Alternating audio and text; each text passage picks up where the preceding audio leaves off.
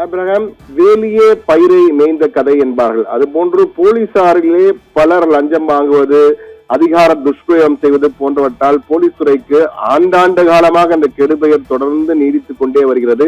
தொடர்கதையாக சென்று கொண்டிருக்கும் இதற்கு தற்போது முற்றுப்புள்ளி வைப்பதற்காக அவ்வப்போது சில நடவடிக்கை எடுக்கப்பட்டாலும் தற்போது கான்கிரீட்டாக ஒரு அதிரடியாக ஒரு உறுதியான நடவடிக்கை என்பது திட்டவட்டமாக எடுக்கப்பட்டிருக்கிறது.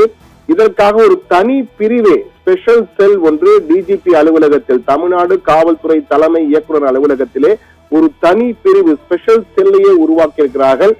இந்த ஸ்பெஷல் செல் மூலமாக ஒவ்வொரு மாவட்டத்திற்கும், அதாவது 46 காவல் மாவட்டங்கள் இருக்கின்றன, அனைத்து மாவட்டங்களும் பிரத்யேகமாக தொலைபேசி எண்கள் கொடுக்கப்பட்டிருக்கிறது. ஒவ்வொரு மாவட்டத்திற்கும் அந்த தொலைபேசி எண்கள் மூலமாக தற்போது நம்மிடம் அந்த தொலைபேசிகளுடைய பட்டியல் கிடைத்திருக்கிறது. எந்தெந்த மாவட்டங்கள் என்னென்ன பட்டியல் என்பது குறித்து முழுமையான பட்டியல் இருக்கிற அந்த பட்டியலை தற்போது பார்க்கலாம். நீங்கள் புகார் அளிப்பதற்காக இது என்ன வகையான புகார்கள் அளிக்கலாம்? சென்னை மாநகரம், தாம்பரம் மாநகரம், ஆவடி மாநகரம், சேலம் மாநகரம், திருப்பூர் மாநகரம், திருச்சி மாநகரம், மதுரை, கோயம்புத்தூர் என தொடர்ந்து ஒவ்வொரு போலீஸ் மாவட்டங்களாக கொடுக்கப்பட்டிருக்கிறது.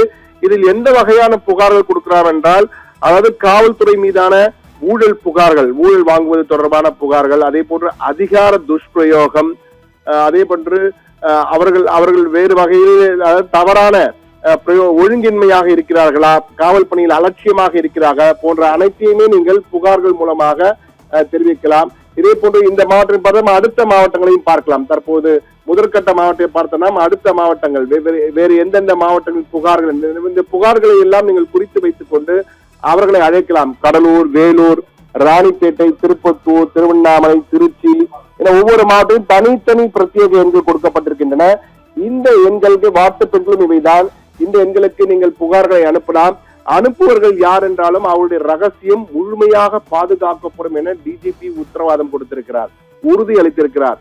இந்த ரகசியங்கள் யார் கொடுக்கிறார், புகாரை தெரிவிக்க குறித்து தகவல்கள் வெளியிட மாட்டோம், ரகசியங்கள் பாதுகாக்கப்படும். இதற்காக தனி பிரிவு, இதற்கு முன்னாலே இது போன்று பல எண்கள் எல்லாம் கொடுக்கப்பட்டிருக்கின்றன. ஆனால் இந்த முறை இதற்காக தனி செல்லே உருவாக்கப்பட்டிருக்கிறது. அந்த தனி பிரிவு தொடர்ந்து கண்காணிக்கும்.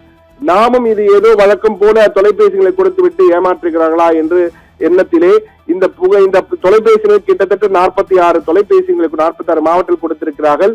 அந்த 46 காவல் மாவட்டங்களில் உள்ள கிட்டத்தட்ட 38 எண்களுக்கு நாம் தொலைபேசியின் மூலமாக அழைத்திருந்தோம்.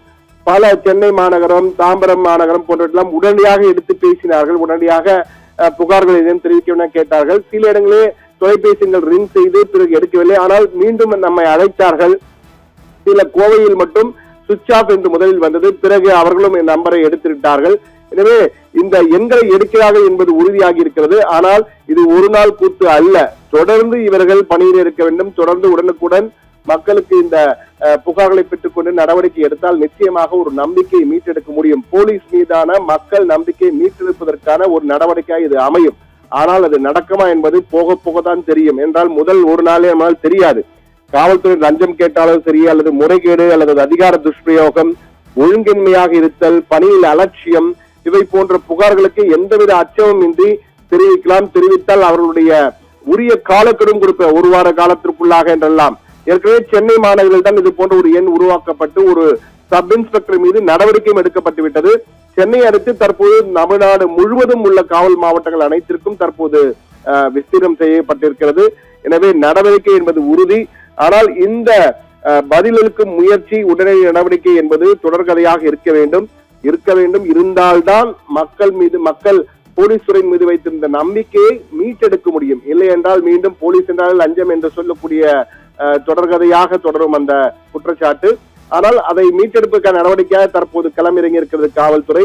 டிஜிபி அலுவலகம் தலைமையிலே இந்த ஸ்பெஷல் செல் உருவாக்கப்பட்டிருக்கிறது.